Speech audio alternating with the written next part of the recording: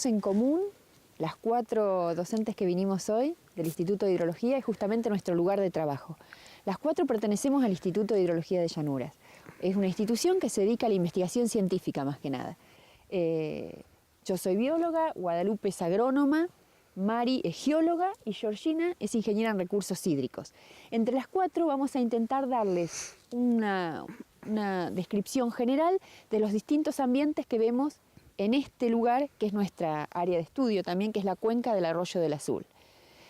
La cuenca del Arroyo del Azul se puede dividir así a grandes rasgos en 2 sectores. La cuenca alta, que es donde estamos ahora, y la cuenca baja. Vamos a empezar por los aspectos geológicos de toda esta zona.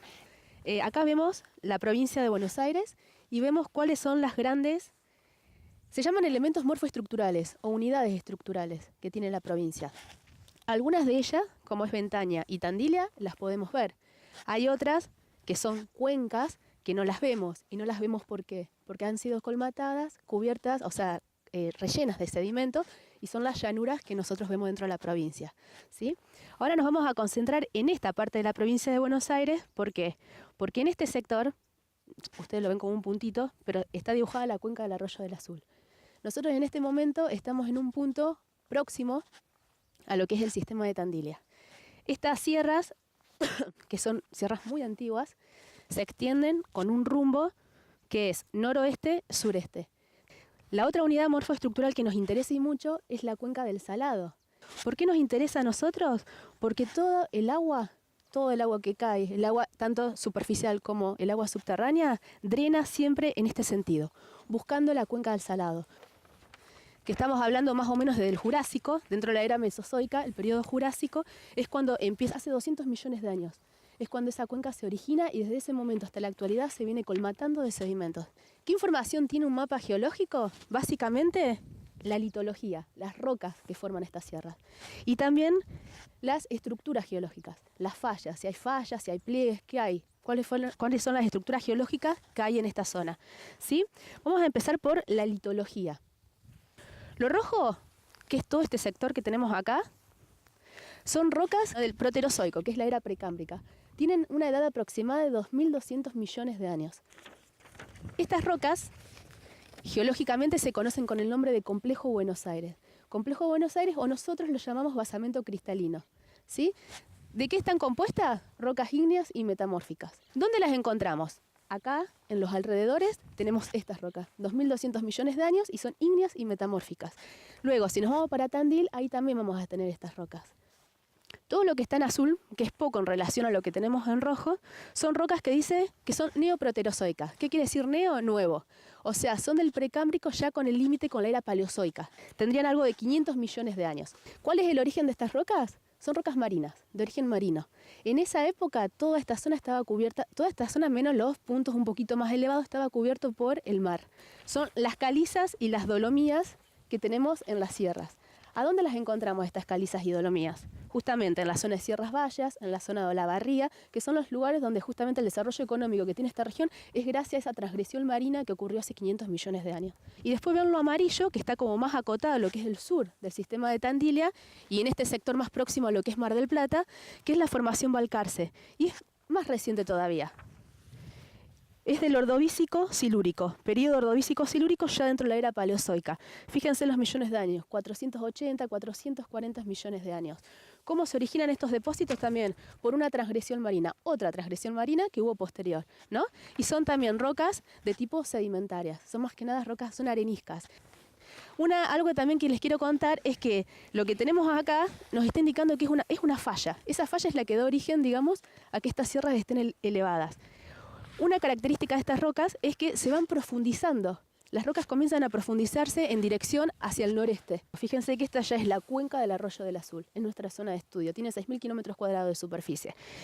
Las líneas que están viendo con números son isolíneas. Estas isolíneas unen puntos de igual profundidad del basamento cristalino, de la roca que yo les estoy diciendo. Fíjense las profundidades, va desde 50 metros hasta pasando Cacharí, lo tenemos a 800 metros de profundidad. Ustedes cuando estén en Cacharí, más o menos entre los 700 y 750 metros tienen las rocas que afloran acá, que tienen en esta zona, ¿sí? Y lo que les está diciendo es que tienen todo ese espesor de sedimentos. ¿Por qué me interesa ese sedimento estudiarlo? porque es el sedimento que alberga el agua subterránea. En la provincia de Buenos Aires nosotros consumimos, para todos los usos que se les ocurre, se utiliza el agua subterránea. Bueno, yo ahora les voy a hablar un poco de la ecología de paisajes, que es la ciencia a la que yo me dedico. Para un paisaje, lo que lo define en cuanto a sus límites es que tenga una dinámica interna y unas características propias que lo individualizan, asumiendo que es internamente muy heterogéneo. Entonces, en un paisaje vimos que lo que más se repite de lo que uno ve fisonómicamente, eso viene a ser lo que en ecología de paisaje se llama la matriz, como el fondo, el patrón de lo que vemos. En cambio, hay otros como ambientes o unidades que están como manchitas o islas, ¿sí?, que se llaman parches en un paisaje. Y hay otras unidades en el paisaje que son generalmente unidades en donde predomina la longitud, que son los corredores. Entonces, un paisaje, cuando uno lo estudia en cuanto a su estructura, es eso: ve algo de fondo, parches y corredores. Es que nosotros acá, donde está la estación esta hidrometeorológica, hay como una vegetación que podríamos clasificar de bastante natural, ¿o no? Pero si seguimos mirando a todo alrededor, lo que predomina ya no es tan natural. Si ustedes ven, está muy modificado. Uno ve potreros donde se ve que el hombre ha metido mano y en realidad, si pudiéramos ver una foto aérea, lo que más va a predominar son ese tipo de paisajes en la Cuenca Alta. Entonces, la matriz del paisaje en Cuenca Alta son todos esos potreros con distintos cultivos que ustedes van a ver.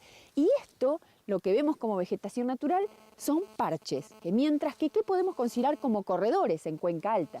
Justamente los cursos de agua, o las rutas, las banquinas, las vías de tren. Estas cosas que forman el paisaje no están aisladas.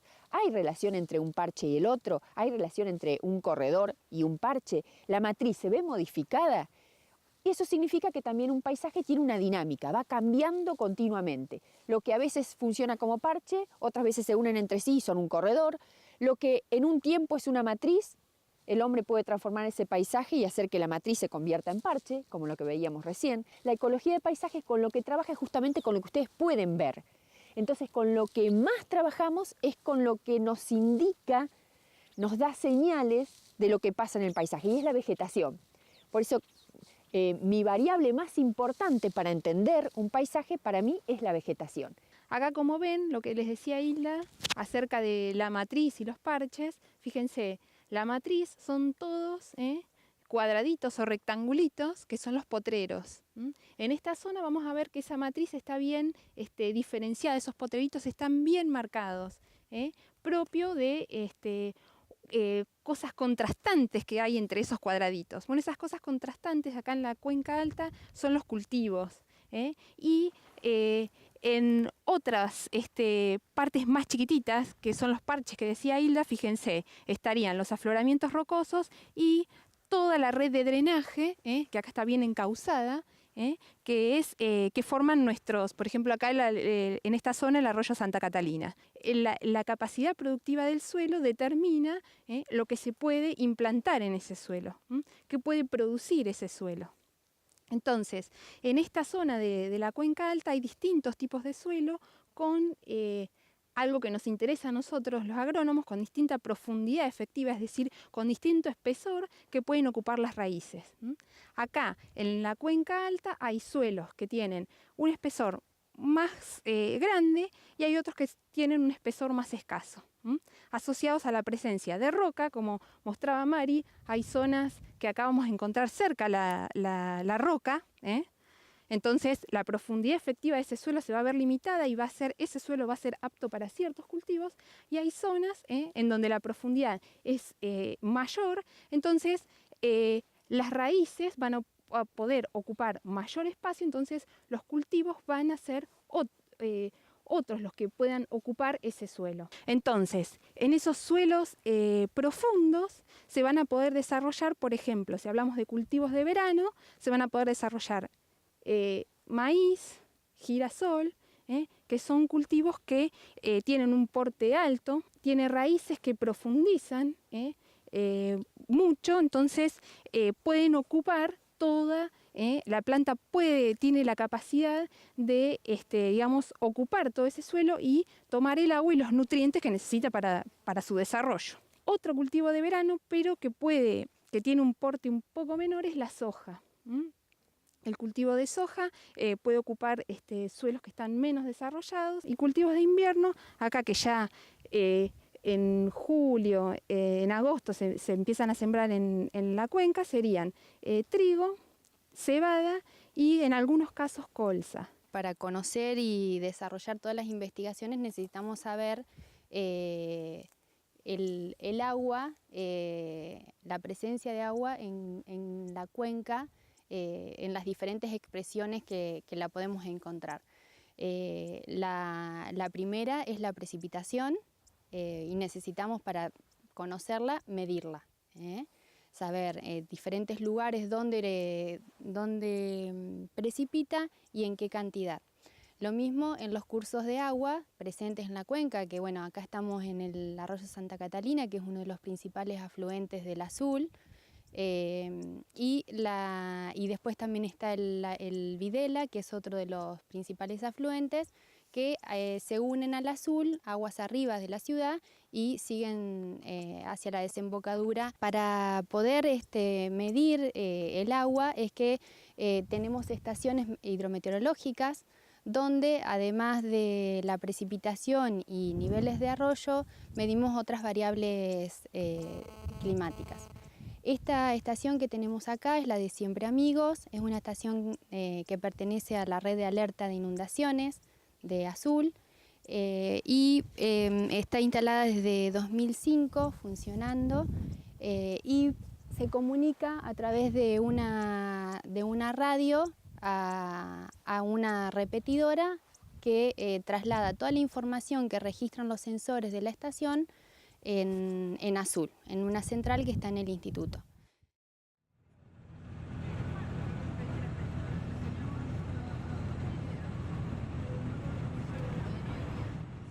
Fíjense en Show dónde estamos. Entre los 350, 400 metros de profundidad tenemos la roca. Lo demás, o sea, esa roca está rellena, o por encima, suprayaza la roca, un espesor de 400 metros de sedimentos. ¿Sí? Bien, si nos vamos un poquito más al norte, para el lado de las Flores, que vos dijiste que sos de las Flores, fíjense la columna litológica que tendríamos, distinta. Aparecerían otras formaciones geológicas en el medio. O sea, tenemos una roca cristalina ya 700, 800 metros de profundidad, mucho mayor espesor de sedimentos, y tenemos dos formaciones más. La formación Olivos, que es una formación de origen continental, características del agua, aguas muy salinas.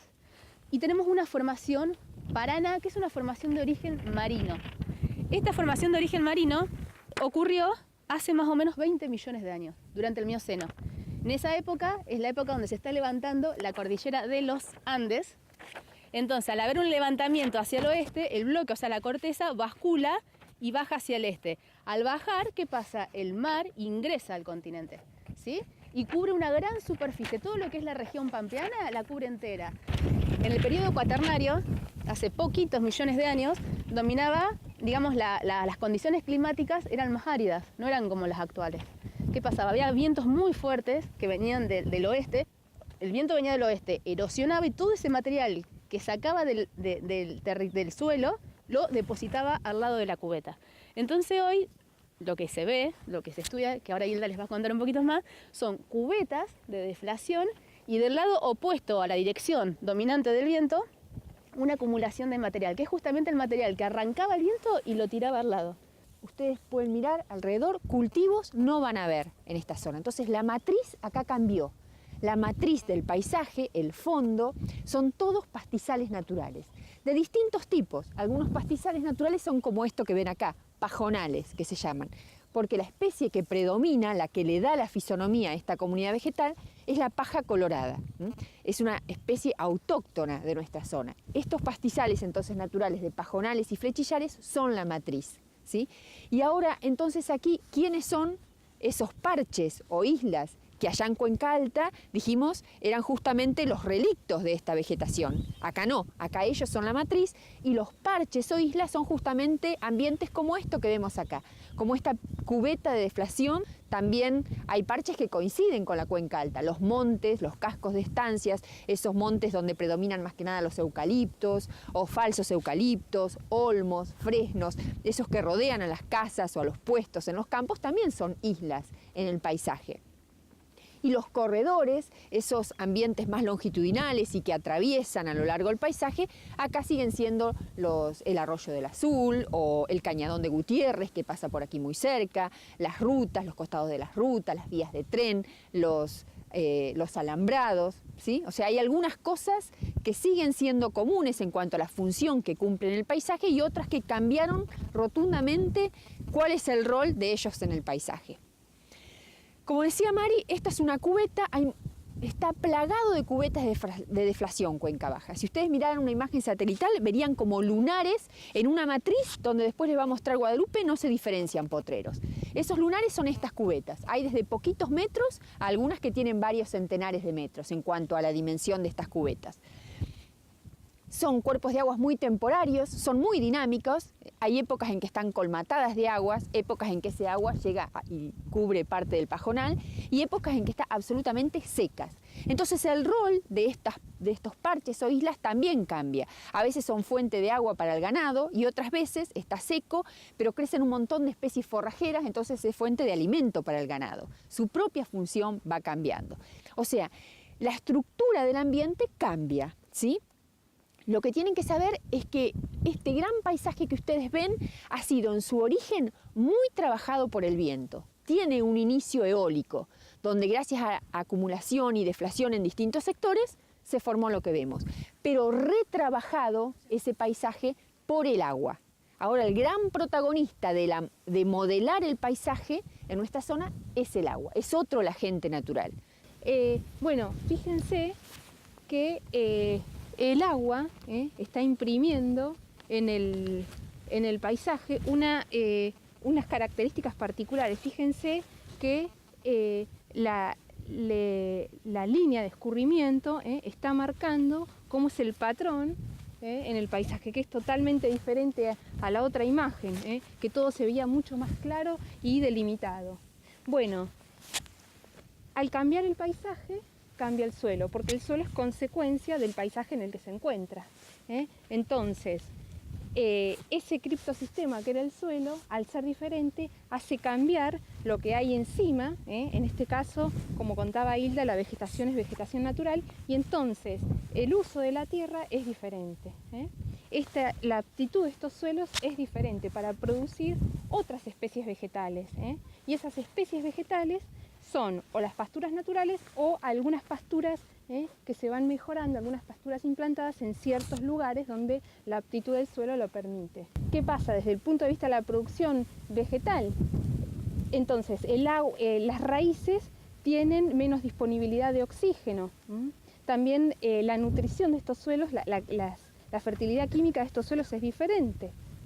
Entonces, lo que se puede producir simplemente son o pasturas naturales o pasturas mejoradas con alguna intersiembra, o sea, sembrando algunas especies sobre el tapiz natural o favoreciendo el crecimiento de esas pasturas, haciendo alguna fertilización, por ejemplo. Entonces, la actividad principal acá es la cría de ganado vacuno. ¿Por qué? Porque el requerimiento, digamos, nutricional de las vacas de cría es menor que lo que sería un requerimiento de un animal que se está engordando para producir carne. Las zonas de producción de carne están asociadas a la cuenca alta.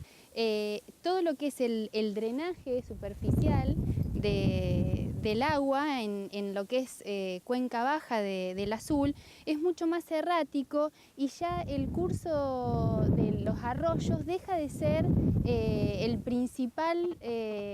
la principal guía de traslado del agua. Ya empiezan a verificarse, dependiendo de la cantidad de agua que haya en el sistema, otros sistemas paralelos de almacenamiento o traslado del agua, que es lo que decía Hilda, donde estos bajos empiezan a intercomunicarse y a trasladar el agua en forma paralela al arroyo. Es decir, que el curso del Azul pasa a ser uno de los muchos sistemas que traslada el agua hacia la desembocadura de la cuenca. Fíjense, todas estas lagunitas son todos ojitos de agua como estos o más grandes, que dependiendo de la cantidad de agua que haya o subterránea o de aporte superficial van a cambiar su tamaño. Y van a cambiar tanto su tamaño que pueden llegar a unirse. Además, lo que tienen este sistema es, en contraposición con la cuenca alta, es la baja energía. La baja energía hace que el agua permanezca mayor cantidad de tiempo en superficie y se traslade, dado que los cursos ya no son los principales regidores del traslado del agua, se trasladan en forma mantiforme.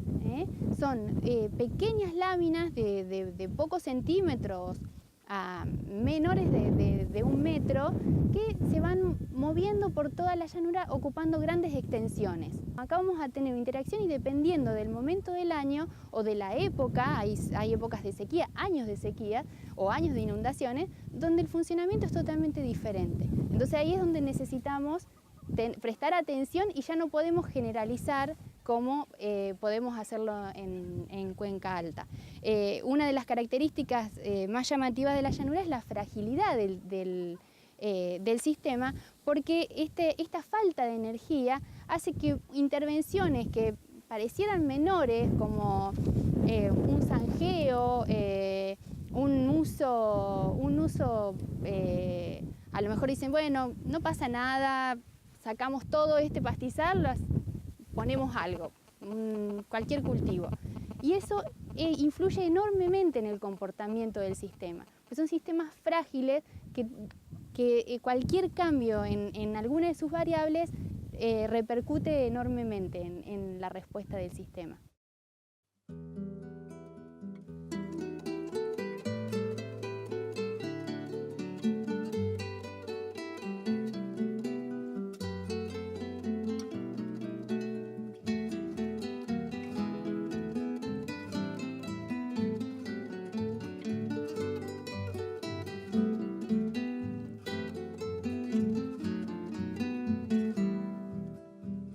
A la huella, aquí he venido.